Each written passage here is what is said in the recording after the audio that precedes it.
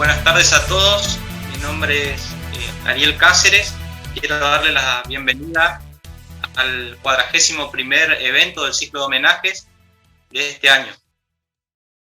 Hoy voy a tener el agrado de estar moderando para ustedes este homenaje donde conversaremos sobre la vida de Carlos Pellegrini. La Fundación Club de la Libertad tiene el orgullo de organizar homenajes a hechos históricos o referentes del pensamiento liberal de diversas épocas, haciendo una revisión de sus ideas y teniendo en cuenta su natalicio. El ciclo, que comenzó en el año 2015 con 4 eventos anuales, en la actualidad, mediante el esfuerzo de los organizadores y gracias al interés del público, se ha incrementado este número a una cantidad de 50 homenajes al año. Para comenzar, los invito a repasar brevemente los hechos más importantes que rodearon la vida del precursor de las ideas industrialistas de Argentina, como lo fue, ¿no es cierto?, Carlos Enrique José Pellegrini, quien nació en el año 1846 y falleció en 1906. Como mencioné, el nombre completo de Carlos Pellegrini es Carlos Enrique José Pellegrini. Fue un abogado, periodista y político argentino. Se desempeñó en la legislatura nacional. También fue ministro de Guerra y Marina. Y fue vicepresidente y presidente de la Nación Argentina. Alrededor de 1880 hay signos de profundas transformaciones en la sociedad argentina en virtud del contexto internacional. Esto modificaría radicalmente la cultura política de los argentinos en vista de la construcción de una sociedad moderna, traducidos en manifestaciones en favor de una mayor participación política, como la conformación de nuevas fuerzas políticas. El lema paz y administración adquiere connotación a las luces de la filosofía positivista como guía de acción del Estado. En términos económicos, al amparo del liberalismo, Argentina es concebida como el granero del mundo. La economía se encuentra en una etapa primaria exportadora, pero se preacondiciona para el desarrollo económico. Constituye rasgos distintivos del partido de la coalición del Estado Nacional y la sucesión de presidentes bajo el predominio del PAN. Bajo su égida se gobernó el país durante 3 décadas y medias. En sus orígenes constituyó una alianza del cual formaban parte sectores representativos del Partido Autonomista Bonaerense, liderado por Alsina. Coalición de partidos provinciales que habían apoyado también la candidatura política de Avellaneda. Recibió el apoyo de la Liga de Gobernadores, que surge a fines de la década de los 70 para influir en la renovación presidencial de 1880, que consagra como presidente a Julio Argentino Roca. Años en los que la supremacía del PAN fue indiscutido, hasta el punto que en 1886 la renovación se discutió entre candidatos pertenecientes a distintas facciones del partido oficial. Consagran como sucesor a Juárez Celman, conjuntamente con su vicepresidente Carlos Pellegrini, durante el periodo que se implementó el unicato, agregándose la jefatura del PAN a la presidencia de la República. En el año 1889, ante la renuncia del primero, absorbido por la crisis económica y el descontento político reflejado en la Revolución del Parque, asume la presidencia Carlos Pellegrini. Este significó el triunfo de la autoridad y la opinión al mismo tiempo.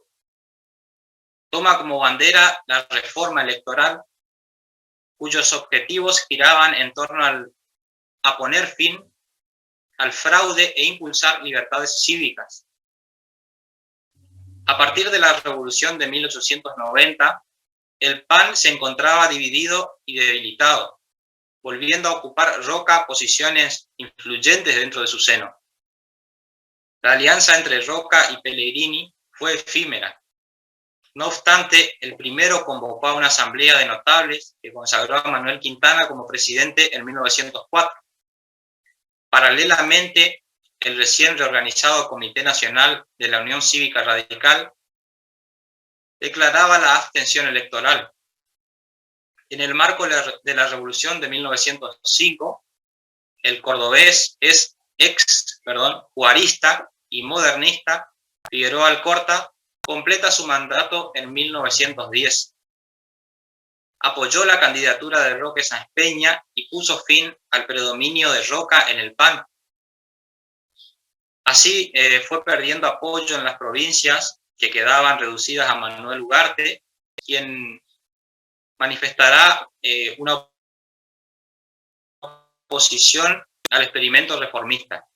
La ley Sáenz Peña, de voto universal, secreto y obligatorio, fue sancionada en 1912 por el Congreso Nacional a iniciativa de su presidente.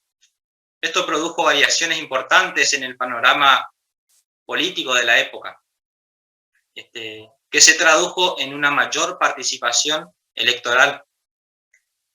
El éxito futuro dependía entonces de un partido unificado con principios claros, con capacidades de competir en los comicios, disciplina parlamentaria sin grandes jefes, partidos orgánicos e impersonales, y la postura reformista que se terminó de materializar en 1914 con la conformación del Partido Demócrata Progresista. Esta coalición de partidos oficiales acompañado por la Liga del Sud, fue acompañado por la Liga del Sud santafesina. Paralelamente surgía y se consideraba el liderazgo de Hipólito Yrigoyen, quien triunfa en los comicios de 1916, y desde aquí el periodo radical inauguraría una nueva etapa en la historia argentina. En el día de hoy, como lo mencioné al principio, entonces conmemoraremos el natalicio de una de las figuras más importantes y trascendentes de este periodo, como lo fue Carlos Pellegrini. Ahora bien, entonces paso a hacer la presentación de los oradores del día de hoy. Para este homenaje contamos con la participación de los siguientes disertantes. Está con nosotros Marcelo Rafael Godoy. Él es abogado por la Universidad de Buenos Aires, con una maestría en integración económica por la UCES, uno de los fundadores de la agrupación universitaria UPAU, ex diputado de la Ciudad Autónoma de Buenos Aires, subsecretario de Gobierno de la gestión de Mauricio Macri. Actualmente es secretario de Asuntos Jurídicos de la Universidad de Ezeiza y es asesor del diputado López Murphy en la Honorable Cámara de Diputados de la Nación. También está con nosotros Juan Cruz Coronel. Él es periodista, político y miembro del Partido Libertario. También es diplomado en Historia Argentina del siglo XIX. También nos acompañan el doctor Edgardo Carvalho Sagula, abogado, analista político y director de la Fundación Club de la Libertad. Muy bien, para recordar al público, entonces quisiera decirle que mientras van disertando los exponentes del día de hoy, pueden ir dejando sus preguntas o inquietudes en el chat. Hacia el final de las exposiciones se abrirá el conversatorio para que los oradores puedan responderlas. Muy bien, en referencia a los tiempos, cada orador tendrá 15 minutos para su exposición, ¿sí? Y pudiéndoles adicionar 5 minutos más si es necesario cerrar alguna idea. Ahora bien, entonces quisiera presentar al primer orador del día de hoy, Marcelo Rafael Godoy. Bienvenido y adelante. Bueno, muchas gracias, Ariel, por la presentación, y agradecer la invitación que me efectuó el Club de la Libertad y a Alberto Medina Méndez. Bueno, vamos a empezar por el plato más liviano, porque yo creo que el resto de los expositores están mucho más capacitados que yo, y espero ocupar el tiempo que se me ha asignado. Ariel ha hecho un raconto cronológico bastante detallado de la figura de Carlos Pellegrini, y yo espero poder hacer una serie de semblanzas que vayan un poquito más a la sustancia de este hombre tan especial. Digamos que esta historia comienza de una forma un poco donde uno ve cómo juegan las casualidades. El padre del presidente Pellegrini era, según la documentación, de origen francés. Otros dicen que es una familia francesa, pero en realidad oriunda de Suiza. Este señor era ingeniero hidráulico, viene al Río de la Plata para trabajar en unas obras vinculadas al puerto. La típica inestabilidad argentina, la inestabilidad política y de la administración, que es un sino que cruza nuestra historia, provoca que el ingeniero Pellegrini, cuando llega a Buenos Aires, ve interrumpida la posibilidad de realizar los trabajos para los cuales se lo iba a contratar. Este hombre, aparte del dominio del arte de la ingeniería y la ciencia de la ingeniería, era un artista, era un hombre que tenía una gran facilidad para la pintura, y encontrándose sin medios para continuar con su vida en Buenos Aires. Imagínense, estamos hablando de promediando un poquito antes de 1840, un poquito antes de 1830 inclusive. No era fácil la vida para un extranjero. Estamos hablando todavía de una Buenos Aires con muchos aires coloniales, ¿verdad? Todavía no estamos hablando de la Buenos Aires integrada al comercio y a la economía mundial. Y en virtud de esta habilidad que tenía, era muy buen retratista, y al muy poco tiempo alcanza una fama muy importante en la ciudad. Las principales señoras de la sociedad de Buenos Aires eran objeto de sus retratos, y resultó ser una actividad muy en paga. Bueno, él hizo una pequeña posición, y cuando viene el gobierno de Rosas, como muchas personas que habían adquirido algunos terrenos, él hace una pequeña estanzuela en Cañuelas y se refugia ahí, alejándose de los avatares políticos. Recuerden ustedes, momentos muy violentos, muy violentos. Cuando estas situaciones políticas violentas de esta época se calman, digamos que Rosas se consolida, estamos hablando un poquito después de 1840, el padre de Pellegrini vuelve a la ciudad de Buenos Aires y compra un periódico británico, y se encuentra un anuncio en el periódico que se vendió un teodolito. Ustedes imagínense en 1840 que un ingeniero hidráulico comprara un diario porteño editado en inglés. Ahora no recuerdo el nombre del periódico. Y se encontrara con que se vendía un teodolito, era un verdadero hallazgo. Bueno, concurre a la dirección, y en el camino, a la altura de la iglesia del Socorro, se cruza con una rubia preciosa. Y la mira impactado. Bueno, sigue hasta el domicilio donde figuraba la venta del teodolito, y ahí se encuentra con la viuda del ingeniero Bevans. La señora había quedado en una situación complicada, este señor había fallecido, también había sido contratado para trabajos en el puerto.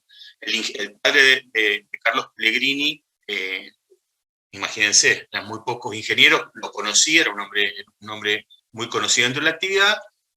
Le cuenta esto a la viuda. Bueno, finalmente acuerdan la venta de teodolito. Y en ese lugar aparece la rubia que había visto en la iglesia del Socorro. Era la hija de la señora. Bueno, como ustedes se imaginarán, esta gente inmediatamente hubo una conexión y se terminaron casando. De este matrimonio nace el presidente Carlos Pellegrini, como muy bien dijo Ariel, el 11 de octubre de 1846. Bueno, Pellegrini muestra un temperamento fuerte desde que era chico, un temperamento fuerte, un físico destacado, pero desde chico no tuvo una buena salud. Es decir, era un chico de un porte importante.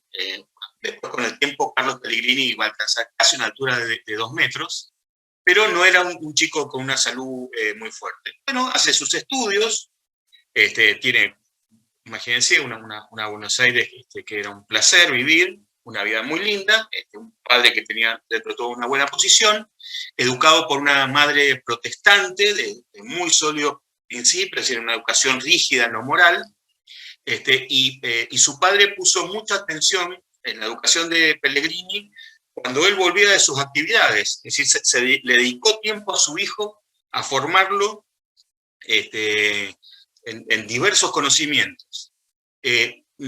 Pellegrini, como los chicos de su edad, fue al Colegio San Carlos, que después va a ser el Nacional, y se destaca, es un muy buen alumno, por supuesto es condiscípulo de todos los personajes históricos contemporáneos, ellos forman prácticamente una generación de conocimiento diario.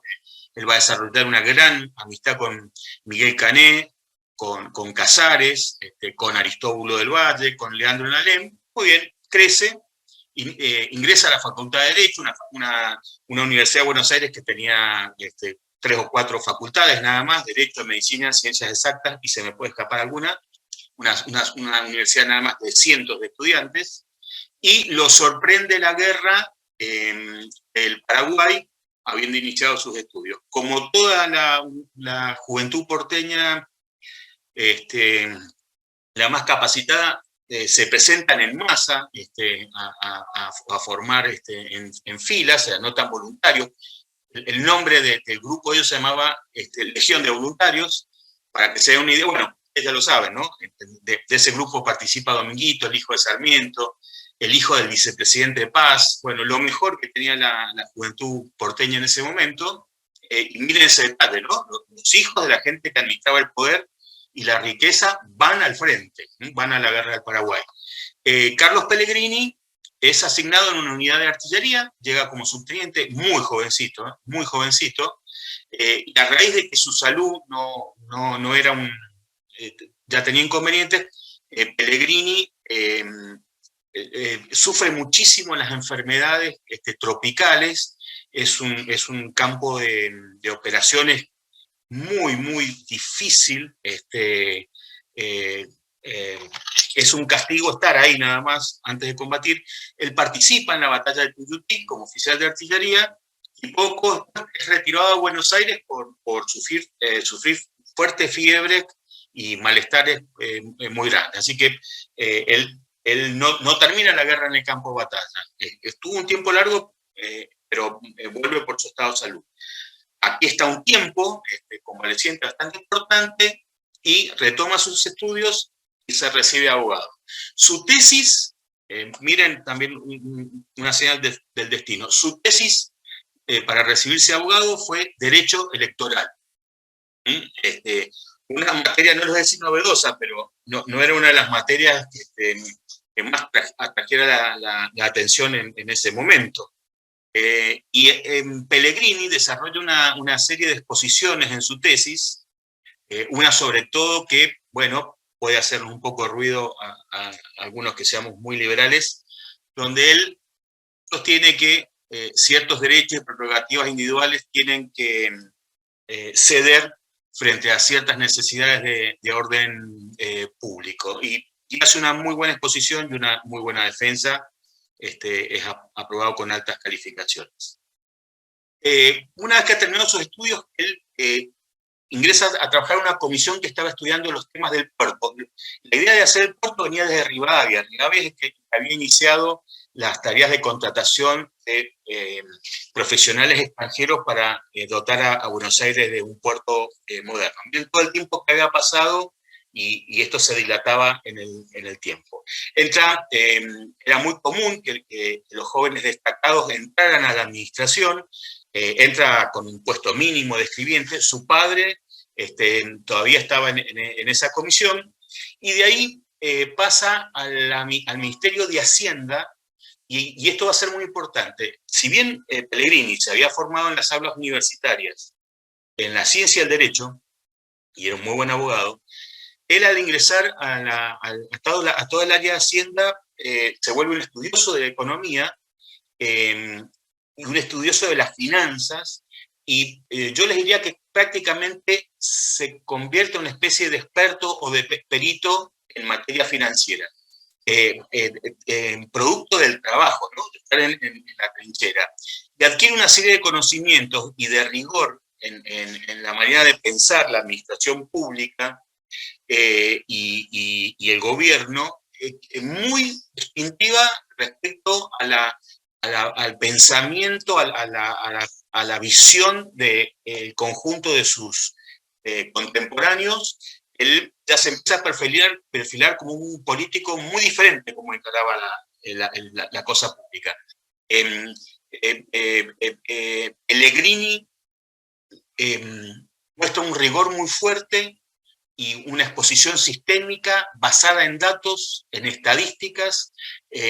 Hoy a nosotros nos puede parecer obvio, pero cuando él empieza a actuar, esto no era la norma de quienes ejercían la política. La política pasaba más por las luchas políticas por el poder, este hombre pega un salto conceptual muy grande. Y esto lo va a hacer notar a medida que él va desarrollando el cursus honorum, como se dice en política, el desarrollo de su carrera política.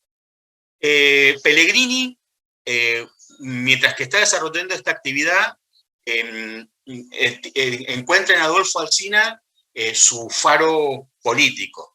Él pasa a ser, junto con Roca, las dos personas que se vislumbraban con mayor futuro de la gente que rodeaba a Adolfo Alsina, ¿no? Recordemos que Adolfo Alsina, el vicepresidente de Nicolás Avellaneda. Y Alsina realmente los distinguía a ellos dos, ¿no? Eran claramente dos inteligencias que se destacaban, y un elemento muy importante, es decir, Roca, la sagacidad, llegó a tener el apodo del zorro por su sagacidad, era un político muy dúctil, y Pellegrini, siendo también muy dúctil, se caracterizó por su valentía. Era un tipo corajudo, Pellegrini, no le sacaba el cuerpo a ningún problema, y hasta se fue haciendo costumbre de los contemporáneos de Pellegrini durante muchos años, que cada vez que hubo un problema grave en el país, ahí lo llamaban a Carlos Pellegrini a que pusiera el cuerpo y la inteligencia para solucionar un problema. Él empieza su primera candidatura en 1870 a legislador nacional, la pierde, se vuelve a presentar en 1871 y la de 70 perdió por paliza. En la de 1871 pierde claramente. Y recién en 1872 se presenta candidato a diputado provincial por la provincia de Buenos Aires y resulta electo con 25 años. Ahora ustedes van a ver, este pequeño raconto que va a ser cronológico, él tiene una carrera meteórica en la política, ¿no? Fíjense, en el 72 es diputado provincial por la provincia de Buenos Aires, en el 75 ya es electo diputado nacional, se empieza a destacar. Pellegrini en sus intervenciones va siempre de menor a mayor, es un hombre precavido, es un hombre formado, aparte de su formación intelectual en la universidad y en la función pública, pero Pellegrini no es un apresurado, es un hombre precavido, y esto es un mérito muy grande, porque en realidad es un temperamento fogoso. Pellegrini es un hombre impulsivo, ha logrado a través de su inteligencia formar su carácter, se modera, pero es un hombre sanguíneo e impulsivo. Y aparte casi de 2 metros, es decir, es un hombre imponente, Carlos Pellegrini, tanto en su personalidad como en su presencia física. En 1879 va a ser ministro de Guerra del presidente Avellaneda. Roca deja de ser ministro después de la campaña del desierto y ya se perfila como candidato a presidente. Y Roca le sugiere a Avellaneda que Carlos Pellegrini sea el ministro de Defensa. En una época que los ministros eran más bien ministros militares, pero bueno, él había tenido también inclusive el propio antecedente de Alsina. En todo el desempeño de los cargos, Pellegrini imponía pensamiento sistémico, metódico, muy ordenado, y le cabe un papel muy destacado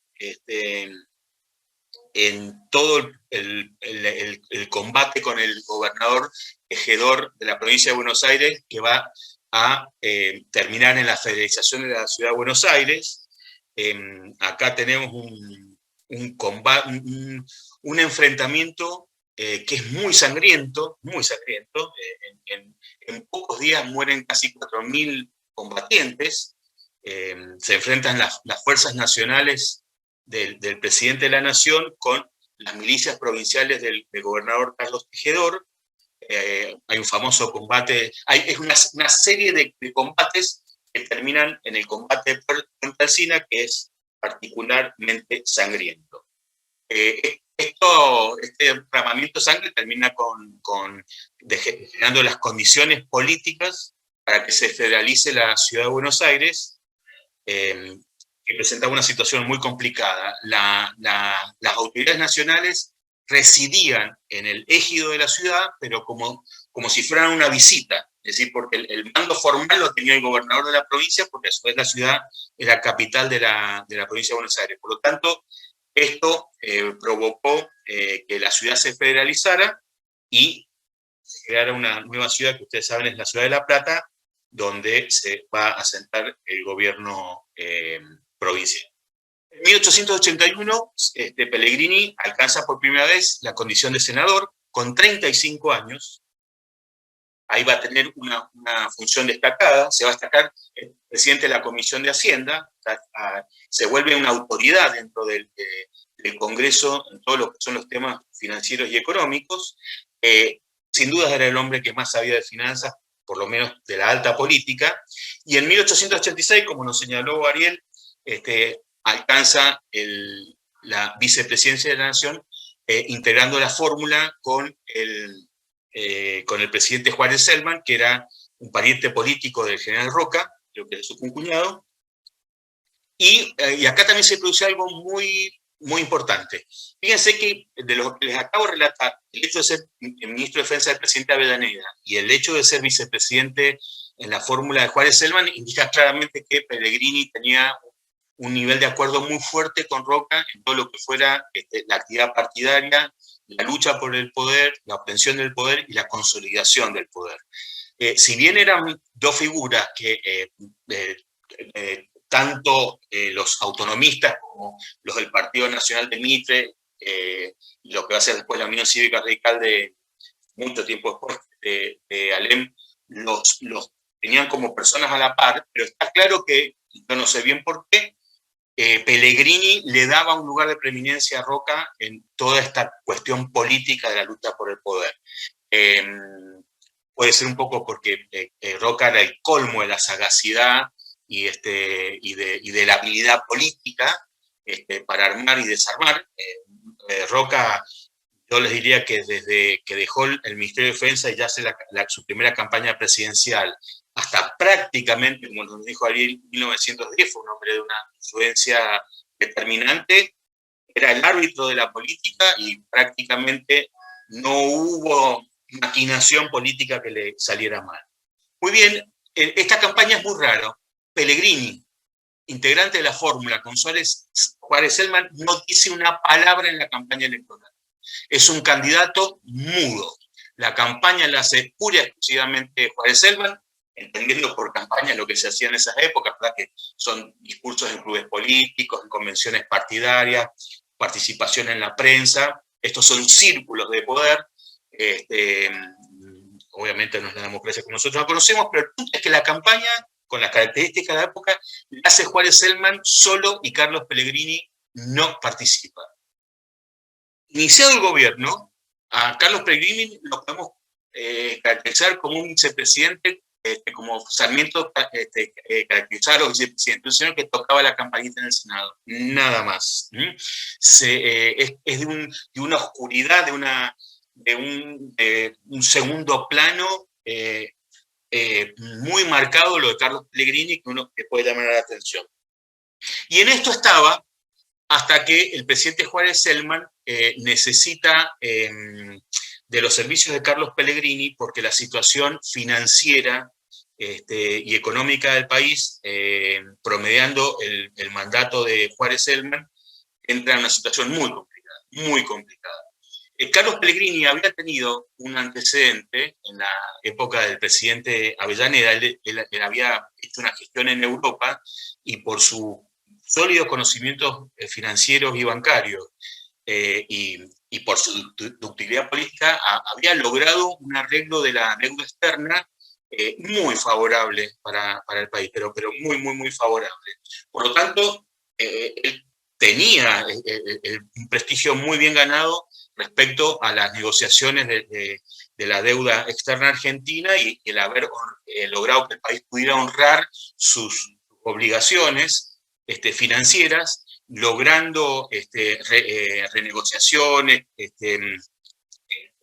extensiones de plazo, pero evitando que la Argentina cayera en el descrédito, estando en una situación muy complicada. Y además eso, ¿qué provocaba? Ayudaba a la estabilidad del gobierno. Él hace esta gestión, piensen, la primera fue en 1880, que estamos hablando, promediando, la revolución va a ser en 1890, nos estamos acercando a esa fecha, esto fue en 1889, pero ya las condiciones financieras en Europa eran distintas. Estaba cerrada la banca francesa, la banca británica no nos quería prestar dinero, la banca alemana tenía muchísimos problemas, y Pellegrini está un largo periodo y no tiene buenos resultados, por motivos de coyuntura europea, financiera europea. La situación de Juárez Celman se complica muchísimo, como es de conocimiento, y se produce la revolución del parque. Y acá vamos a ver nuevamente esta fibra que tiene Pellegrini de ser un hombre valiente, un tipo corajudo. Cuando se levanta la revolución, el presidente Juárez Celman abandona la capital, se pone a resguardo fuera de la capital, llegó a estar en Santa Fe, junto con parte de su gabinete para organizar la reunión de tropas para enfrentar a los revoltosos. Después se fue acercando en forma paulatina. Ustedes piensen que para esta época Belgrano era otro pueblo respecto a lo que era la ciudad, ¿verdad? Para que tengamos noción de las distancias. La revolución, bueno, llamada revolución del parque porque los sublevados, yo les diría las dos figuras políticas fundamentales de los sublevados son Leandro N. Alem y Aristóbulo del Valle, y el jefe militar es el general Campos. Los sublevados, yo lo estoy haciendo muy resumido, después de un largo proceso, se produce la explosión en esta reunión que hacen en el Parque de Artillería. El gobierno tenía cierta información, las tropas leales del gobierno estaban lejos de capital, estaban en La Plata, estaban en Santa Fe, las empiezan a reunir. El vicepresidente Carlos Pellegrini se hace cargo de la situación, él toma el mando, y toma el mando, si bien Pellegrini había llegado nada más que al grado de teniente primero, era un hombre que ya tenía los antecedentes de haberse enfrentado a movimientos revolucionarios con anterioridad. Pellegrini era un legalista. Es decir, yo les diría que el personaje de la política argentina de mediados del siglo XIX hasta principios del XX, en forma sistemática estuvo en contra de todos los golpes de Estado y de cualquier acto de fuerza, fue Carlos Pellegrini. Lo hizo con la pluma, con la palabra, pero lo hizo también con su presencia. Es decir, Carlos Pellegrini, vicepresidente de la Nación, estaba al frente de las tropas. Y él estuvo al lado del general Lavalle, Levalle, perdón, armaron su centro, su comando en el Retiro. Fíjense, el parque de artillería estaba al lado de lo que es la Plaza Lavalle, para que se ubiquen. Y él avanza con las tropas, las escaramuzas son varios días, y a Pellegrini le pasaban las balas, como decían las crónicas de la época, por al lado de la oreja, es decir, estaba ahí, lo pueden haber matado varias veces. Realmente un hombre de un valor... Disculpe, ¿Sí? no recuerdo el tiempo. Si bueno, entonces voy a hacerlo muy rápido. Con esto, la semblanza es que, bueno, era un hombre muy valiente, y cada vez que lo requirió el país, tanto en temas financieros como en estos temas de enfrentar las sublevaciones, que fueron constantes hasta 1905, como recién Ariel nos hizo en la reseña, esa es la última gran revolución, fueron constantes. Voy a decir solamente esto, Ariel, abusando, que es... quiero marcar el corte de Pellegrini-Roca.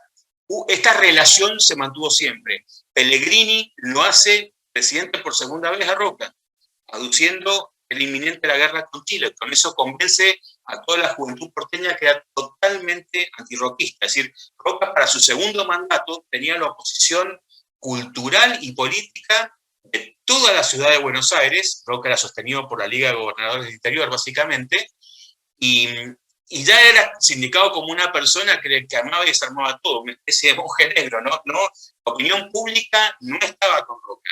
Y Pellegrini da un famoso discurso en el Teatro Odeón a lo mejor de la juventud, que era totalmente antirroquista, y luego empieza a hacer cambiar el ánimo en un discurso memorable. Es para leerlo.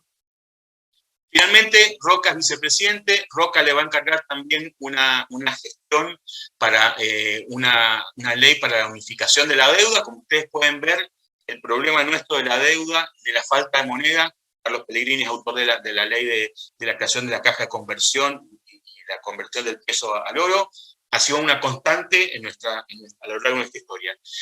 Le encarga este proyecto de unificación de la deuda, y Roca lo traiciona a Pellegrini. Pellegrini defiende su proyecto en el Senado, un proyecto muy rechazado por la opinión pública y muy complicado de aprobar en el Congreso. La autoridad y el prestigio de Carlos Pellegrini, aparte de su conocimiento, es tal, el Senado lo vota a favor, y cuando va a pasar a la Cámara de Diputados, cuando pasa a la Cámara de Diputados, siendo un proyecto que no era de Pellegrini, era de su ministro, creo que el apellido era Broke, ministro de Hacienda de Roca, por la presión popular, y en un acto que a mí me sorprende mucho, decide retirar el proyecto en la Cámara de Diputados, lo hace sin avisarle al ministro Broke, lo hace sin avisarlo al ministro Ramos Mejía, que era amigo de Pellegrini y de Roca, y lo hace sin avisarle a Pellegrini. Y Pellegrini estalló de rabia, da un discurso el 26 de julio que prácticamente le dice a Roca que es un cobarde. Es un discurso como para que Roca le pidiera batirlo a duelo. Es un discurso muy fuerte, y ahí queda patente la ruptura de Roca con Carlos Pellegrini, una alianza que había determinado la política argentina desde Avellaneda hasta el segundo gobierno de Roca. Y como finalización de esto, Pellegrini es senador, pasa a la oposición, obviamente, sin ser un opositor como Leandro N. o los radicales, pasa a ser un opositor.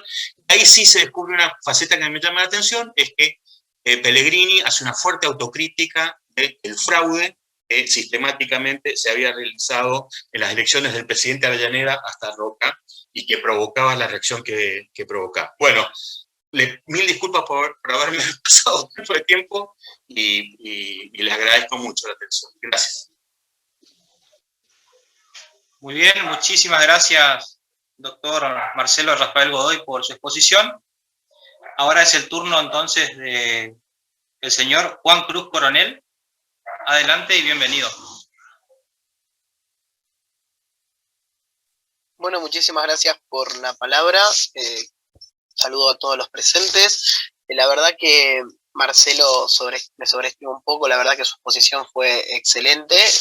Tuve que rever un poco de qué les voy a hablar, porque algunos puntos ya los tocó, pero me gustaría arrancar la conversación con una pregunta para todos ustedes. Si yo les preguntara, que se les viniera a la cabeza la representación de una persona que está muy relacionado al derecho al sufragio libre o al sufragio femenino? ¿En quién pensarían? Muchos me dirían con mucha justicia, no sé, Roque Sáenz Peña, hay una ley con su nombre que permitió el sufragio libre, universal y secreto.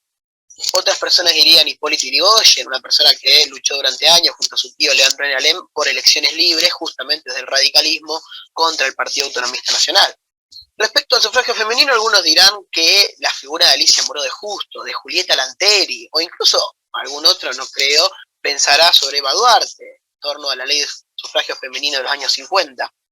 Pero yo los voy a sorprender con una cosa que ya lo había adelantado Marcelo en su exposición.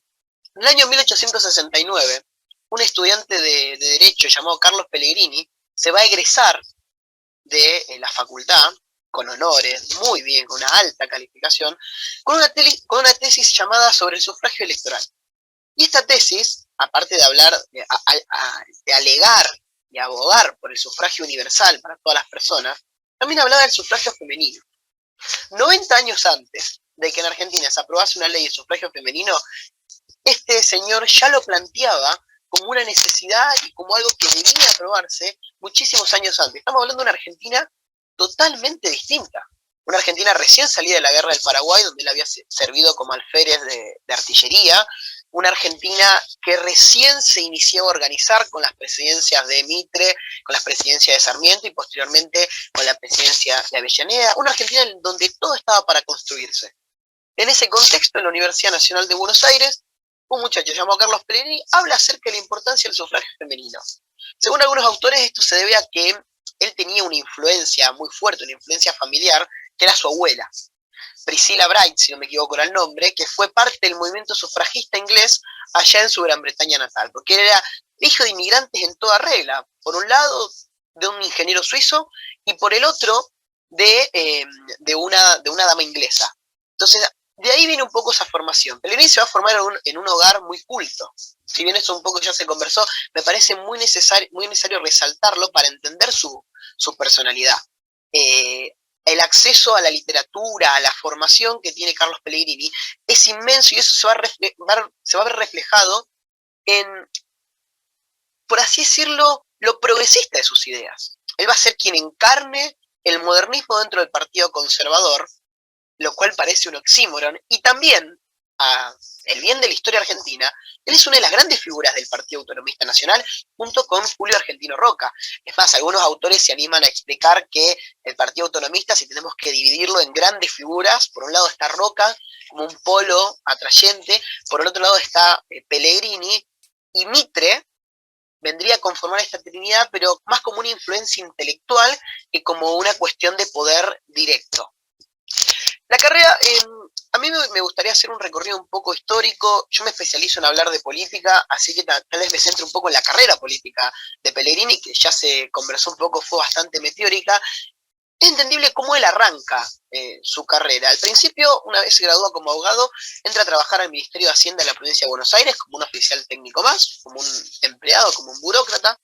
En esos momentos se va a enrolar en las filas del Partido Autonomista del SINA, donde va a arrancar su carrera política como secretario del comité. Así es, como secretario de Adolfo Alsina. Posteriormente se va a presentar en sucesivas ocasiones a elecciones hasta lograr que en el año 1872, con 26 años, sea elegido diputado provincial. Un año después renuncia a la banca de diputado provincial para ser electo diputado nacional. Buena parte de su trabajo legislativo lo va a enfocar en impulsar el proyecto que no pudo cumplir su padre, que era la construcción del puerto de Buenos Aires. Igualmente lo va a lograr consolidar en la segunda parte de su actividad legislativa, cuando ya era senador de la Nación. Acá, digamos que empieza a influir en la política porteña, porque es primero diputado nacional, después es ministro de Hacienda de la provincia de Buenos Aires por un periodo muy corto, hasta que salta de nuevo al Ministerio de Guerra. Es decir, Avellaneda lo nombra como ministro de Guerra y Marina. Un cargo que va a ser muy importante y preponderante para entender su carrera política. ¿Por qué? Porque cuando estalle la revolución de 1880, cuando Carlos Tejedor, el gobernador de la provincia de Buenos Aires, se alce en armas contra el gobierno nacional debido a la federalización de la ciudad, Pellegrini va a ser uno de los principales apoyos del presidente Nicolás Avellaneda. Y ahí, junto con Julio Argentino Roca, van a formar la amistad de poder más duradera en la historia de la Argentina. Durante 20 años, la amistad se va a romper recién al final de sus carreras políticas, estos dos hombres van a conducir los destinos de la política del país. Uno conciliador, el otro negociador. Uno idealista, capaz de convencer a las multitudes, y otra una persona con los contactos necesarios para el ejercicio fáctico del poder. Bueno, anécdotas sobre Pellegrini, el gringo, como le decían, hay un montón. La figura más destacada de la revolución de 1880 es Pellegrini con el uniforme militar y sus casi 2 metros de altura en el medio del campo de batalla, intentando sofocar la revuelta de los bonaerenses. Lo va a lograr y debido a esto, posteriormente se va a postular y va a ser elegido senador provincial. En el Senado provincial, ella empieza a tejer las relaciones dentro del Partido Autonomista, siempre al lado de Julio Argentino Roca, y va a ser debido a esto, primero en 1884 lo nombran comisionado en Europa, debido a que la situación económica en el país ya se veía que iba a empezar a flaquear un poco. Recordemos que en los años 70 Gran Bretaña está la primera gran crisis de producción del capitalismo, con la crisis de sobreproducción de los 70, y hacia mediados de la década del 80 se empieza a perfilar la crisis económica que posteriormente va a sufrir el gobierno de Juárez Celman. A Pellegrini lo manda en Europa a negociar un empréstito de unas 8.200.000 libras que consigue en Francia y en Inglaterra, vuelve y a su regreso lo vuelven a nombrar ministro de Guerra y Marina, que es como un puesto del que no se va a separar por mucho tiempo, y ahí, junto a Julio Argentino Roca, empiezan a ver y a negociar esta cuestión de la candidatura presidencial. Juárez Celman, el cuñado de Roca, era una persona de Córdoba, del interior, y era el arquitecto de la llegada al poder del roquismo. Todas las conexiones que necesitó Roca después de la campaña del desierto para acceder a la presidencia, la Liga de Gobernadores básicamente, es gracias al sistema que Juárez Celman fabrica. Entonces esto es un favor para vos, un favor para mí. En este momento, después de la presidencia de Roca, le tocaba a Juárez Celman. Y para seguir esa tradición que tuvieron los presidentes desde Mitre hasta finalizado el gobierno del Partido Conservador, de un porteño y uno del interior, designan a Carlos Pellegrini como su compañero de fórmula. Acá va a haber una gran incógnita porque Pellegrini no va a participar activamente de la campaña electoral, solamente desde su puesto como ministro de Guerra y Marina va a garantizar el orden en los comicios. La cuestión del orden y de la estabilidad es fundamental dentro del esquema político y del esquema ideológico de Pellegrini. Esa es su máxima aspiración. Él cree que un país necesita orden, necesita cierta estabilidad para poder desarrollarse. Si bien es un ferviente defensor de las libertades políticas, considera que en un principio hay que ceder estas libertades hasta que haya un orden propicio para que puedan ser devueltas a la población.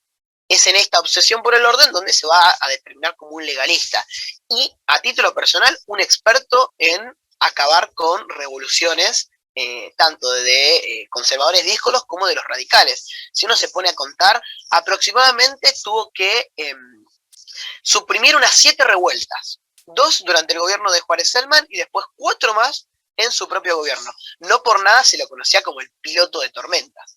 El más grande desafío que va a enfrentar Juárez Celman va a ser Carlos Pellegrini, va a ser en 1890 la Revolución del Parque.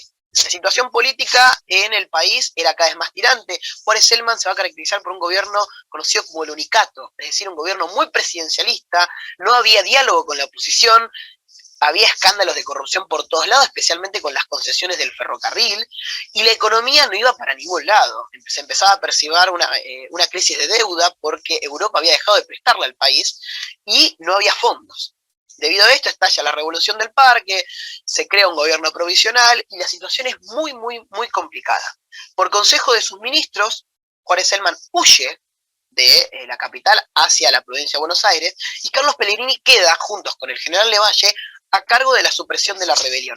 Hay una anécdota muy curiosa que es cuando están reunidos en una casa muy cerca, en el Retiro, muy cerca de donde estaban los combates, estaban el general Levalle, que de la premura con la que había salido debido al inicio de las hostilidades no había llegado a ponerse los pantalones, estaba el vicepresidente Carlos Pellegrini y estaba José Carcano, que era una de las personas de confianza de Juárez Celman y que estaba formando esa especie de gabinete de guerra. En un momento escuchan los cascos de unos caballos sobre la calle y todos se asustaron porque el cuartel estaba indefenso. No había nadie que defendiera a las principales autoridades políticas en ese momento de los leales.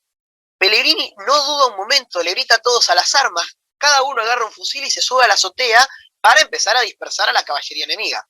Cuando salieron afuera se dieron cuenta que el que venía en realidad era un soldado de la división de Levalle para traerle los pantalones. Pero esto demuestra la determinación y cómo es el carácter de Pellegrini, yo creo que a título personal, ¿no? Fogueado en la guerra del Paraguay y fogueado en la actividad política, va a permitir que su conducción, el gobierno se mantenga vivo y perviva a la revolución de 1890. Otro detalle curioso es que Pellegrini siempre destacó en su actividad legislativa debido a que era muy alto, usaba unos bigotes muy extravagantes y aparte le gustaba mover los brazos, como a mí, movía mucho los brazos cuando hablaba. Y en la formalidad de fines del siglo XIX, del Congreso de fines del siglo XIX, eso era algo extrañísimo. Es más, Mitre una vez dijo que parecía las aspas de un molino de viento por cómo gesticulaba cuando hablaba. La revolución del parque se va a extender un par de días, ahí por 1890. Los revolucionarios se quedan sin balas, entonces terminan capitulando y debido a la gran inestabilidad política, Juárez Celman termina renunciando porque pierde el apoyo del Partido Autonomista Nacional y Pellegrini se hace cargo del gobierno. Pero se hace cargo de un gobierno que había que hacerse cargo de ese gobierno. Tenía ante él crisis política, acababa de terminar una rebelión y se podían venir más, un gobierno totalmente debilitado y una crisis económica rampante, es decir, el gobierno no tenía fondos. Ahí es cuando él tiene que empezar a manejarse muy hábilmente en un terreno de gran hostilidad política, social y económica. Eso no impidió las demostraciones de clamor popular por su figura. El día que Pellegrini asume, la Plaza de Mayo no se llenó, pero porque eso era impensable en ese momento. Pero había una gran multitud enfrente de la Casa de Gobierno para presenciar su asunción. Se cuenta que las principales personas de la ciudadanía porteña, los banqueros, los empresarios, a los cuales él, como una especie de concesión para asumir, les pidió que firmen, cada uno tenía que dar de su dinero, un empréstito de unos 15 millones de pesos para afrontar los primeros pagos de la deuda externa. Todos pensaban llegar y acompañarlo desde la casa Pellegrini hasta la Casa de Gobierno. Su casa quedaba por calle Florida. Se sorprendieron estos banqueros, estos comerciantes, porque cuando llegan, la gente estaba ahí enfrente esperando por entrar a la Casa de Gobierno y la policía intentaba dispersarlos, a los que Pellegrini le dijo no dispersen a nadie, dejen que pasen. Y cuenta Paul Grusiak, que es un gran admirador de Pellegrini, él va a ser el que le va a poner el apodo de piloto de tormenta, que la gente campó a sus anchas como por 2 días durante dentro de la Casa Rosada, admirando todo, como diciendo, wow, esta es la primera vez que entro al lugar donde se toman las decisiones, donde yace el poder. Yo creo que uno de los principales hechos económicos de Pellegrini durante su presidencia es la creación de la caja de conversión. Recordemos que en ese momento no existía el Banco Central. Entonces, los bancos eran los que estaban autorizados a emitir moneda. Entre sus grandes reformas, Pellegrini lo que hace es crear la caja de conversión a oro, que era un protobanco central, le elimina a los bancos privados y a los bancos estatales la capacidad de emitir moneda. Esto hace que, bueno, muchos quiebren en su momento.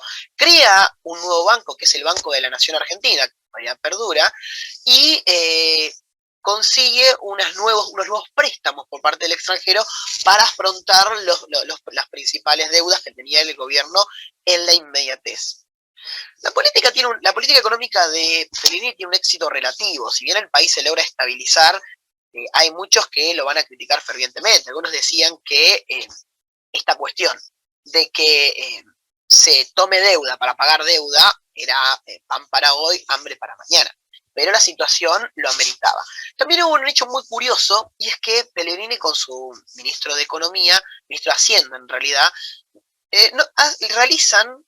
ponen un impuesto sobre los depósitos extranjeros. Eso generó muchísimo resquemor, especialmente en Inglaterra, que sumado a la inestabilidad política, porque primero Córdoba se rebela, después se rebela Santiago del Estero, Catamarca y por último Santiago del Estero. Hay 3 rebeliones sucesivas entre 1890 y 1891 en las que Pellegrini debe sofocar, lo cual logra con mucha presteza. Los ingleses empezaban a ver que el país no iba para ningún lado y muchos comerciantes ingleses radicados en Buenos Aires empezaban a pedirle al gobierno de Gran Bretaña que interviniera en el país. Claro, esto generaba muchísimo resquemor, y Pellegrini fue muy claro al plantarse e impedir que acallar este tipo de comentarios. También de parte de la política exterior británica evitó este hecho, o sea, el ministro de Exteriores en ese momento era un señor de apellido Salisbury, expresó en la Cámara de los Comunes que no era su intención intervenir, cambiar la política aplicada hasta ese momento con Sudamérica, pero en parte fueron las gestiones diplomáticas de Pellegrini que dijo, no se preocupen, nosotros podemos estabilizar las cosas, no es necesario que haya ningún tipo de afrenta contra nuestra soberanía. Bueno, en este momento los principales opositores de Pellegrini van a ser los radicales, estamos hablando de Bernardo de Irigoyen, Leandro Niceforo Alem, Hipólito Yrigoyen, pero era una rivalidad política, no una rivalidad personal. Muy interesante cómo una persona como Bernardo de Irigoyen, que era un férreo opositor a la clase gobernante en ese momento, va a decir sobre Pellegrini que en el trajín de la resolución de la crisis de gobierno que había generado Juárez Celman, mientras que Roca había sorprendentemente se había desenvuelto con buena voluntad, y Carcano, que era el representante de Juárez Celman, lo había hecho por interés propio, es decir, había habido una oferta de tumbar las candidaturas presidenciales tanto de Roca, de Carcano como de Pellegrini para traer paz social posteriormente a la Revolución del Parque. Mientras Bernardo Irigoyen miraba con escepticismo la cuestión de la buena voluntad que podían ofrecer tanto Carcano como Roca, por otro lado, a Pellegrini lo que resaltó es seguramente que al gringo lo único que lo motivó es su inagotable amor por la patria. Es decir, había como una preeminencia de su figura que no se hallaba en la figura de otras personas como Julio Argentino Roca, como bien había mencionado Marcelo en su exposición previa.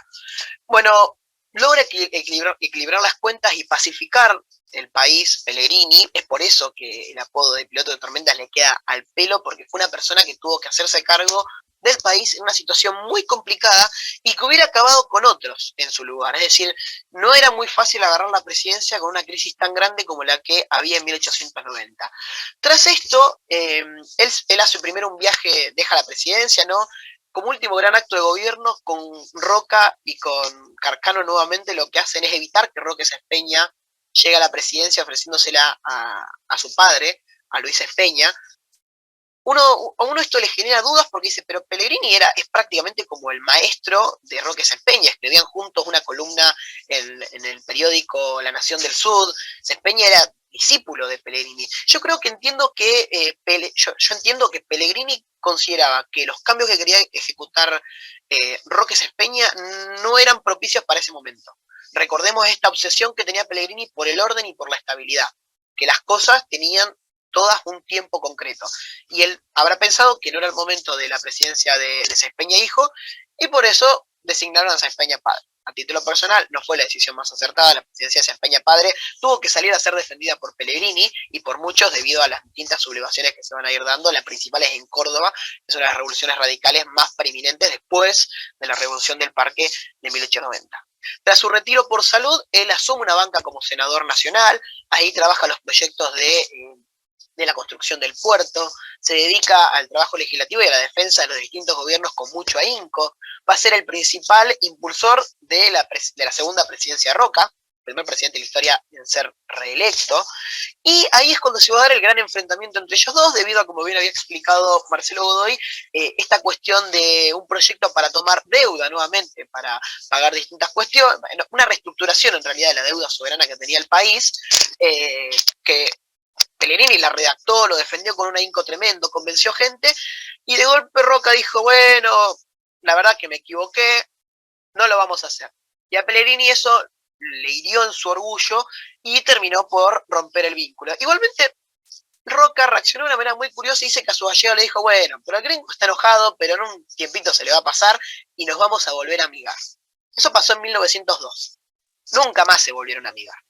Primero, porque la salud de Pellegrini no le permitió vivir muchos años más, va a sobrevivir 4 años a la pelea, y después porque el carácter de Carlos era una persona muy visceral, ¿sí? Cuando se enojaba, se enojaba. Sí iba a perseguir la presidencia propia, él creía que se lo merecía, pero digamos que su mala salud le va a impedir alcanzar este hecho, Y en 1906, lamentablemente, a los 59 años, una persona muy joven, termina falleciendo debido a distintos problemas de salud. ¿Cuál es la herencia de Carlos Pellegrini a la nación argentina? Yo les voy a contar una pequeña anécdota. El Banco de la Nación tiene en su edificio principal, seguro muchos de ustedes han ido al Banco de la Nación, solamente 2 bustos. Tiene un busto de José de San Martín, que es el padre de nuestra patria, y tiene otro busto que es de Carlos Pellegrini, que es el fundador de la institución. Pellegrini también fundó el Jockey Club, por ejemplo, para practicar un deporte que en ese momento no estaba tan difundido, que era el turf. Si no me equivoco, yo no soy un conocedor del deporte, pero creo que el turf es como el antecesor del polo, si no me equivoco. Que en ese momento se conocía como un deporte de reyes. Pellegrini funda el jockey para participar, para practicar este deporte, y por ejemplo, en estos momentos, el principal campeonato de polo que existe se llama Carlos Pellegrini, y de turf también. Por otro lado, cuando Pellegrini fallece, él es enterrado en el cementerio de la Recoleta, y el mausoleo donde está enterrado es mandado a construir por la institución que él fundó, a modo de un pequeño agradecimiento. Hay pueblos, hay ciudades, hay un colegio. Yo vi que una persona en el chat había preguntado acerca de qué pensaba él de la educación. Para él era fundamental. Para él, sin educación no se podía progresar hacia el sufragio universal. Era necesaria la educación primaria obligatoria para que la gente estuviera capacitada de decidir quiénes iban a gobernar el país. Con una concepción muy parecida al educar al soberano de Sarmiento. Digamos que todas estas personas, la generación del 80, tiene esta visión bastante curiosa y a veces contradictoria, ¿no? De la educación, del orden, de la libertad, del sufragio. Y una cuestión muy importante Señor es que Godoy, la ausencia... perdón, coronel, disculpe. ¿Sí? Señor coronel. No, les recuerdo el horario nomás, si puede ir concluyendo. Voy redondeando, es la última idea. La ausencia de Pellegrini tan temprana, es decir, su muerte en 1906, es considerado por muchos historiadores, por muchos analistas, el hecho de que es la causa por la que en Argentina no hay ningún partido conservador moderno. Es decir, Pellegrini encarnaba el conservadurismo moderno, legalista y republicano. Y que su ausencia impidió esta formación, y por eso después el enfrentamiento político en Argentina lo va a realizar nada más el liberalismo y el progresismo, porque faltaba una visión conservadora, una visión de un partido conservador moderno, que era la que Pellegrini quería propiciar a la República Argentina. Muchas gracias por haberme escuchado. Muy bien, muchísimas gracias, señor Juan Cruz Coronel, por la exposición. Ahora es el turno del doctor Edgardo Carvalho Sagula, así que bienvenido y adelante. Bueno, Ariel, voy a tratar de ser breve, dado que ya estamos bastante tiempo en este auditorio virtual.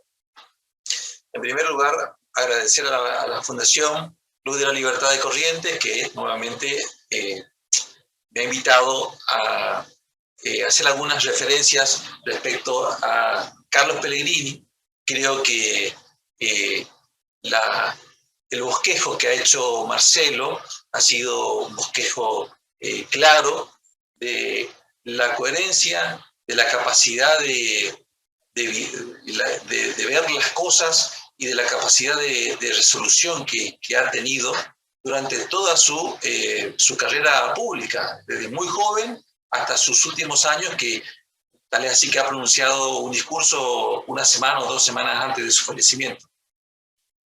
En ese momento, bueno, la idea, el pensamiento económico de Carlos Pellegrini, si nosotros vemos con detenimiento, de alguna manera, quienes leímos algo someramente, los pensadores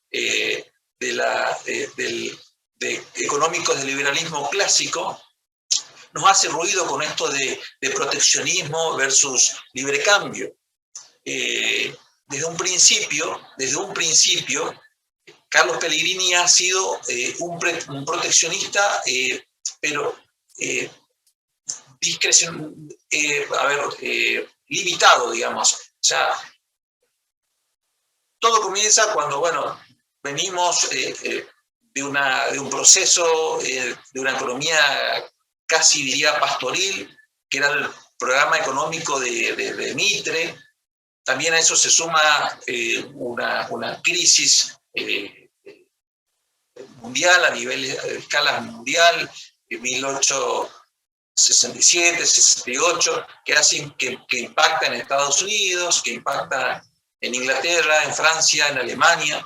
Naturalmente eso hace que merme la producción de materia prima que teníamos nosotros, básicamente la carne. Porque hasta ese momento, observaba Pellegrini, Argentina, siendo uno de los que podría ser el granero del mundo, importaba trigo de Chile, Estados Unidos, trigo y harina, y fideos de Italia. Entonces, lo que pretendía Carlos Pellegrini era torcer el rumbo de ese sesgo económico que se venía dando de alguna manera por el formateo que nos bajaban desde Inglaterra a los grandes socios argentinos, que ellos hacían sus negocios pero la situación económica, social, era crítica.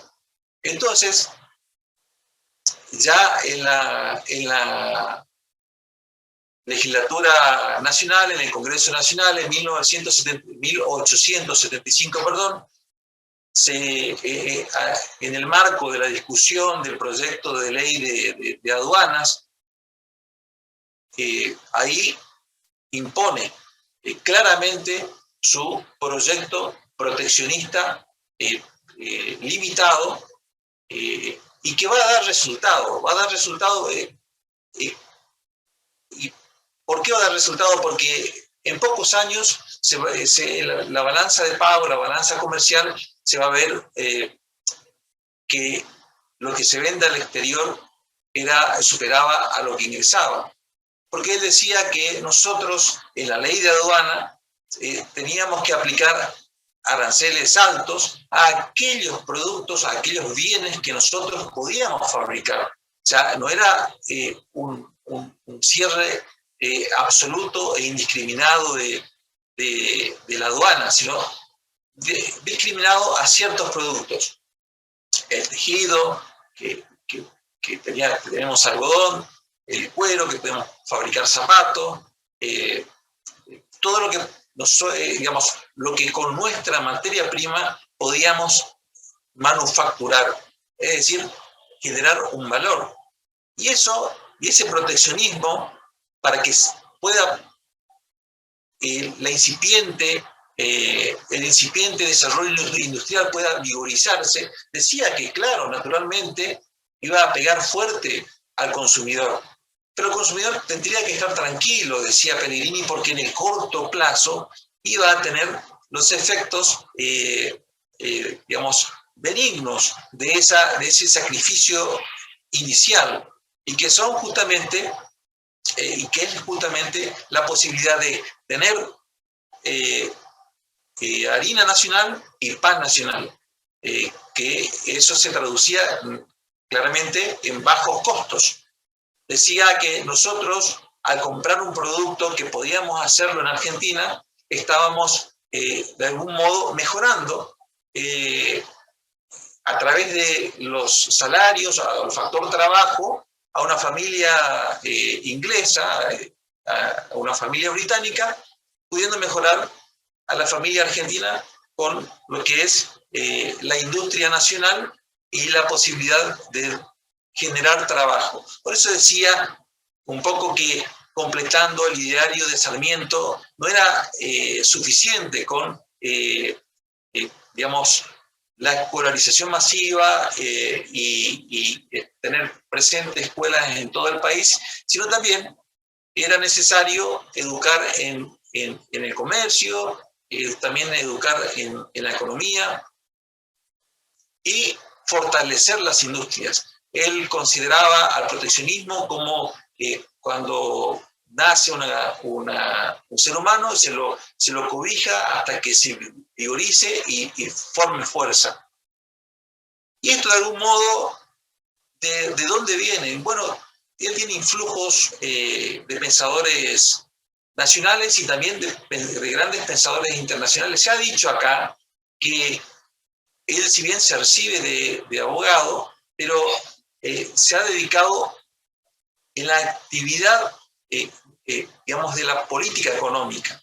Ese ha sido, digamos, su fuerte, y evidentemente era una persona muy culta, muy leída, por eso este gran estadista.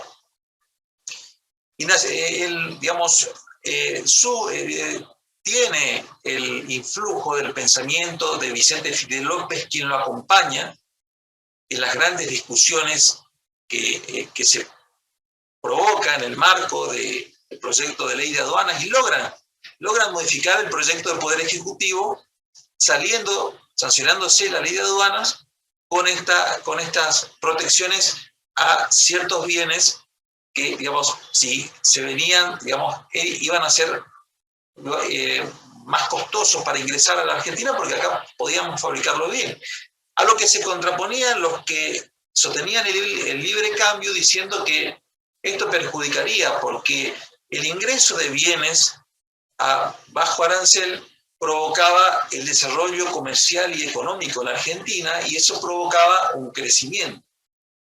Pero él decía que no es cierto, porque ya en coincidencia, y ahí voy a tratar de resumir las ideas de los pensadores, digamos, exógenos que ha tenido, como ha sido Friedrich List de Alemania, el 18 presidente de Estados Unidos, Ulysses Grant, incluso Hamilton, el discurso de Washington, y todos de alguna manera decían, claro, hoy Inglaterra, luego de más de 200 años de proteccionismo, aplica el libre cambio porque ya tiene una economía industrial que incluso ya tenían las máquinas de vapor.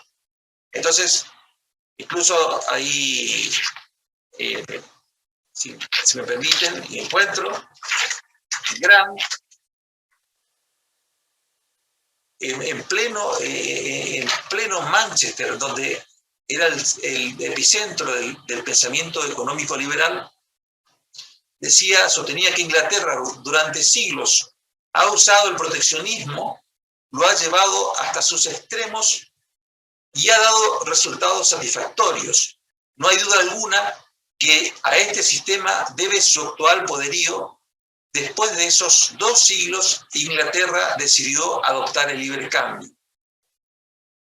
Y List daba una suerte de, digamos, de parodia, si se quiere, cuando decía, cuando los británicos hablan en contra del proteccionismo, estos quieren patear la escalera que ellos mismos utilizaron para subir.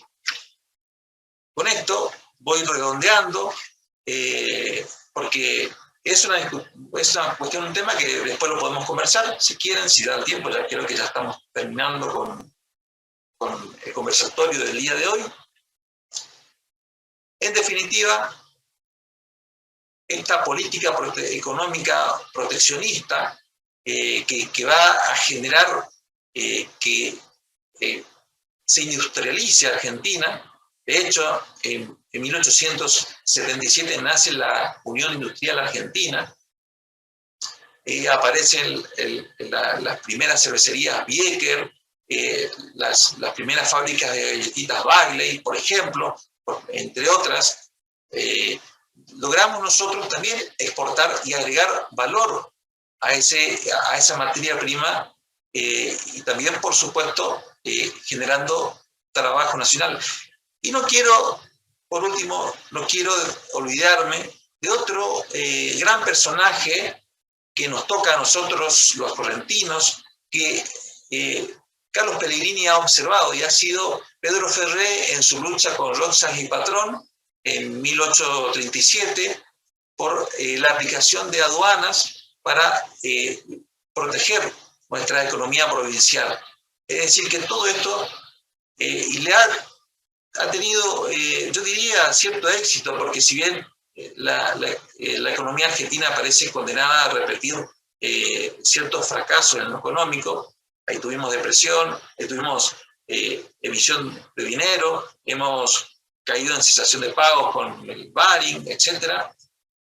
De todos modos, creo que Pellegrini ha dejado una estela de respeto, de honestidad, de coherencia y más que nada de sensatez, porque no se ha etiquetado en una idea económica o en otra idea económica, sino ha pensado en cómo hacer para que la economía argentina pueda salir de esa economía pastoril, tal como de algún modo determinaba esa división internacional de trabajo que sostenía David Ricardo y Adam Smith. Gracias. Muy bien, muchísimas gracias, doctor Edgardo Zagula. Ahora ya concluidas las exposiciones de los tres disertantes del día de hoy, vamos a dar inicio al conversatorio. Antes que nada les recuerdo que pueden dejar sus preguntas en el chat, así se les dará lectura y los expositores podrán responderlas. Ya tengo algunas preguntas aquí. También hay muchas felicitaciones para los tres expositores. La primera pregunta la hizo Raúl Ángel Rodríguez y dice: ¿cuáles son los principales legados de Pellegrini a la historia y a la política nacionales? Que cualquiera de ustedes pueden responderla. A mí me llamó la atención, voy a decir algo que no es elogioso. Es un personaje tan grande que creo que se lo puede criticar. Y creo que lo mejor es criticar los grandes personajes para que nosotros, que estamos muy por debajo de ellos, saquemos algunas conclusiones. A mí me llama la atención el vuelco que hace Carlos Pellegrini como hombre público, ¿no? En cuanto a su idea, porque la expresó muy bien Juan Cruz Coronel, que yo lo quiero felicitar porque un chico tan joven, es un lujo tener un chico así en Argentina. Carlos Pellegrini recién expresa públicamente la importancia del voto, la transparencia del voto, de las elecciones libres, una vez que se pelea con Roca, en el discurso del 26 de julio en el Congreso de la Nación. No lo hizo antes.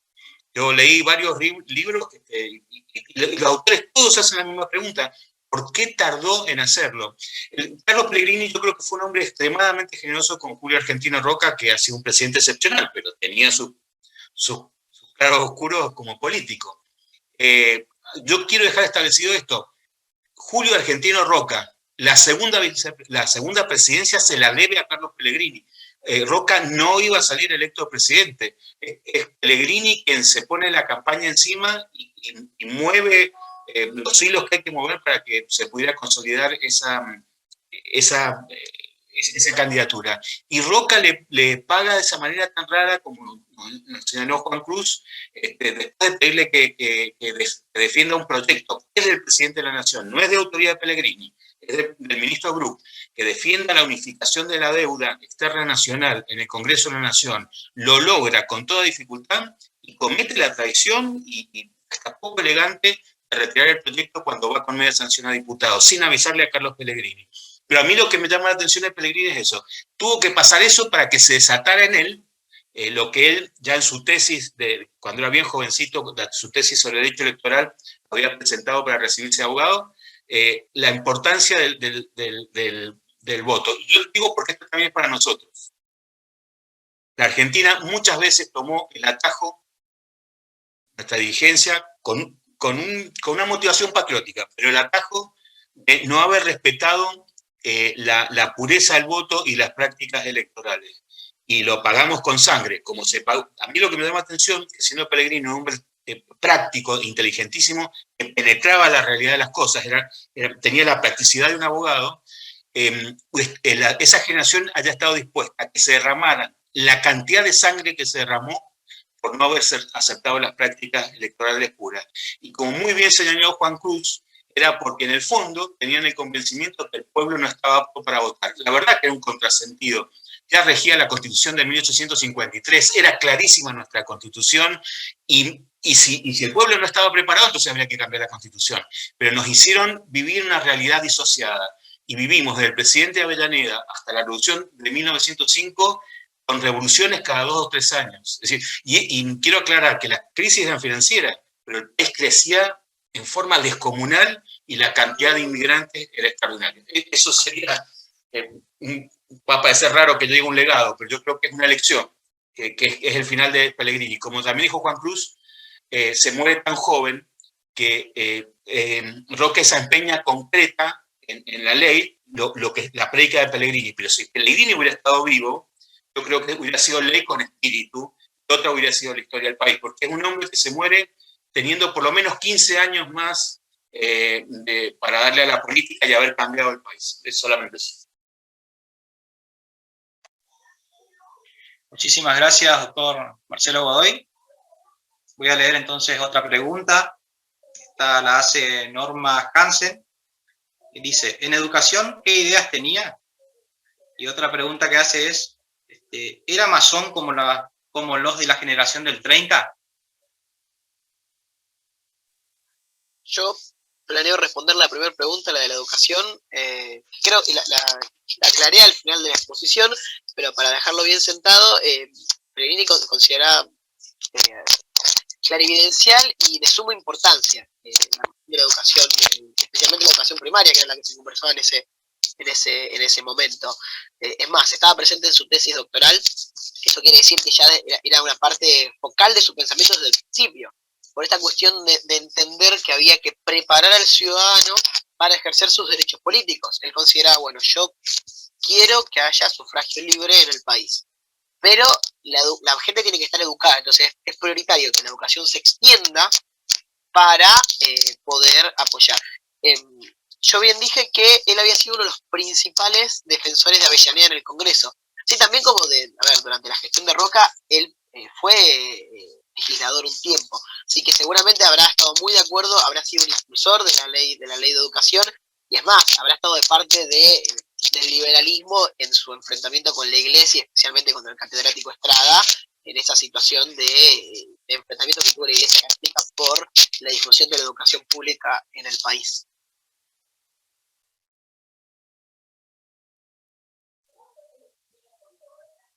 Muy bien, muchísimas gracias, señor Juan Cruz, coronel. No sé si alguien quiere responder la otra pregunta o paso a la siguiente. Yo, en todo lo que he leído de Pellegrini, nunca leí algo que se refiere a él como masón. Eso es lo único que te puedo decir. No. Perfecto. Muchísimas gracias. Daniela Kreiser también pregunta si Roca y Selman eran cuñados, con respecto a otros personajes que mencionaron en su exposición. Muy bien. ¿Te respondido entonces? De manera afirmativa. Norma Hansen también, otra pregunta que ha hecho es si Pellegrini se ha casado y ha tenido hijos. Se casó. Se casó con la hermana de su amigo Lagos, con Carolina Lagos. Para sumar a lo que decía Marcelo, sí se casó, pero el matrimonio no tuvo hijos. Se casa por la época en la que está terminando de estudiar, cuando vuelve de la guerra del Paraguay y completa sus estudios en Derechos, y se casa con Carolina Lagos, pero el matrimonio no tiene hijos. Excelente, muchísimas gracias. Bueno, por cuestiones de tiempo hay una decena de opiniones también ahí que los participantes han hecho. Gracias por todo. Y como para ir cerrando, les voy a pedir a los oradores si pueden hacer una breve conclusión, si les parece, en el orden de exposición anterior. Bueno, va a ser muy breve. Un poquito lo dije en la primera intervención que tuve. Carlos Pellegrini se puede definir como un hombre valiente, seguramente uno de los más valientes de su generación. Un valor que estaba acompañado por inteligencia y por estudio, por conocimiento sistémico, una mentalidad práctica, que su discurso era muy práctico y las soluciones que buscaba eran muy prácticas. Era un hombre que solucionaba problemas, más que hacer discursos. Si bien hablaba muy bien, era un gran orador y era un gran escritor, como la mayoría de su generación, pero era particularmente un buen escritor. Siempre a mí me va a quedar clavado en el corazón esta incongruencia que yo encontré en la posición que sostuvo respecto al acceso y al mantenimiento del poder hasta la ruptura con Roca, y cómo estas cosas del destino, ¿no? Él, que era el hombre que estaba en mejores condiciones de generar la ley Sáenz Peña, de hecho la ley Sáenz Peña, la de Roca Sáenz Peña, está basada en el pensamiento de Pellegrini, como bien dijo Juan Cruz, eran dos personas que estaban muy cercanas. La muerte se lo lleva temprano, 59 años. Él pasa en realidad los 2 últimos años ya mal de salud, inclusive hace 2 viajes a Europa donde se hace revisar por los mejores médicos europeos. Tenía lo que se llamaba en esa época neurastenia, es una enfermedad de los nervios que le afectaba el estómago. No sé, seguramente un médico moderno nos podría contar con detalle y más precisión. Y finalmente, muchos de los problemas que enfrentó Pellegrini y lo solucionó se han repetido a lo largo de la historia argentina. El problema de la falta de moneda, el problema de la falta de estabilidad. Somos un país que prácticamente no ha tenido moneda. Yo diría que lo positivo que es, nosotros hemos tenido la suerte de vivir ya 40 años de democracia, tal vez el periodo más completo, con todos los problemas. Nosotros, las elecciones son más o menos limpias, hay alternancia en el poder, y tengo la esperanza, y ojalá que el espíritu de Pellegrini nos ilumine a todos los que van a actuar en el turno que viene, que se junte un gobierno legítimamente elegido, como está pasando últimamente, y que llevemos a cabo las reformas, en mi opinión, creo que las que estamos son de cuño liberal, y liberemos. Vieron que recién Juan Cruz nos decía que, bueno, la falta que tenía defensa esa generación en que la madurez del pueblo y el nivel de instrucción para ejercer sus derechos cívicos y políticos en plenitud. Bueno, ahora lo tenemos todo, así que ojalá que liberemos al pueblo argentino, a los empresarios, a los trabajadores, que le saquemos las cadenas que le ha generado el estatismo y el populismo y el corporativismo, y seamos la promesa. Hay pasajes completos que a uno lo hacen estremecer de la descripción de Carlos Pellegrini del futuro argentino, a la altura del de Estados Unidos. Lo dice porque su último viaje es a Estados Unidos. Y él dice, estamos ahí nomás, estamos en esa senda, pero se hace una autocrítica. En materia de voto, dice, a mí me daría vergüenza explicarle a alguien en Estados Unidos que me preguntara cómo funciona nuestro sistema político, donde tenemos un gobernador que es un caudillo y decide el destino del voto de la provincia en forma totalmente antidemocrática. Así que bueno, yo creo eso de lo que nos enseña Pellegrini, por lo que dijo y por lo que hizo y cómo actuó en las circunstancias que le tocaron. Gracias. Y un placer haber compartido el panel con Edgardo y con Juan Cruz. Muchas gracias. Muchísimas gracias, doctor Marcelo Godoy. Continúa entonces Juan Cruz Coronel. Si tuviera que armar una conclusión sobre la figura de Carlos Pellegrini o sobre su legado, para mí son uno de los grandes prohombres de la Argentina y uno de los grandes prohombres olvidados, ¿está bien? Yo creo que su figura merece más de lo que ha recibido actualmente a nivel social, me refiero. Por eso el hecho de que exista este homenaje a mí personalmente me alegra un montón. Pellegrini es una persona que a mí me fascinó la primera vez que leí sobre él hace ya tantos años en un libro. Le voy a recomendar un libro de Nelson Castro que se llama La sorprendente historia de los vicepresidentes argentinos, porque creo que la figura del vicepresidente lo define a Pellegrini. Es decir, es la persona que estaba ahí atrás esperando la oportunidad y que se hizo cargo de la situación cuando había que hacerse cargo de la situación. De los grandes pensadores no sé si los grandes pensadores, sí de los grandes accionares de la política argentina. Es una lástima que se los hayan robado con tanta premura. Para mí tenía muchísimo más para dar, bien como coincido con Marcelo, y a título personal me parece que es el hijo más prolífico que dio la generación del 80. Si yo tengo que hablar de la generación del 80 y tengo que hablar de lo bueno de la generación del 80, yo te hablo de Carlos Pellegrini, porque él impulsa, él es la inspiración de todos los modernistas del Partido Conservador. Que si bien yo también profeso una admiración muy grande por Julio Argentino Roca, la figura de Carlos Pellegrini me puede porque era no solo un idealista, una persona que supo estar a la altura de las circunstancias en el momento que el país lo necesita.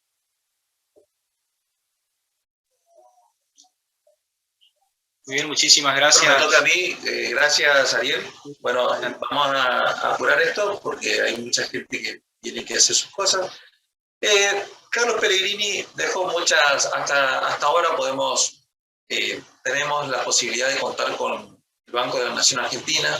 Ha sido, como vicepresidente, ha tenido el honor de inaugurar la primera dársena del puerto, que ha sido uno de los grandes proyectos que ha costado, ha sido muy postergado ese proyecto. Incluso su padre ha venido a Argentina tras esa obra que él tuvo la suerte de inaugurar. Y eso es también pregonó las grandes infraestructuras que generaban riqueza. O sea, él pensaba en el desarrollo de la nación, cómo volvernos ricos, cómo tener bienestar.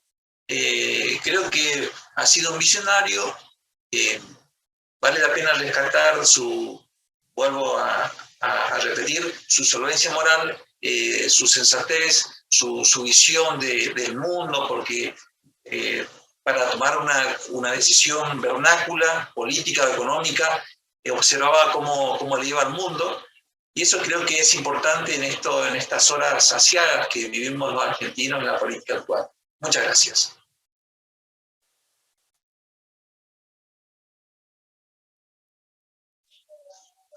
Muy bien, muchísimas gracias entonces a los tres oradores. Ahora que hemos concluido tanto con las ponencias y ya cerrado el conversatorio,